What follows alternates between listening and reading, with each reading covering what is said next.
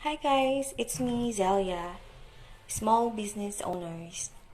Alam niyo ba bilang isang small online sellers, sobrang naming na-appreciate yung bawat pagmain ninyo.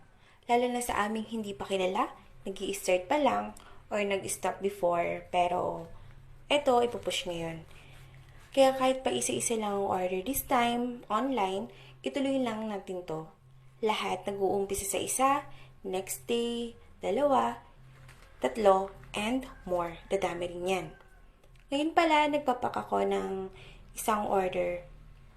Yes, isang order lang yan. At sobrang saya ko kasi ang meaning niyan, nag-uumpisa na. Nag-uumpisa na tayo papuntang 100 orders.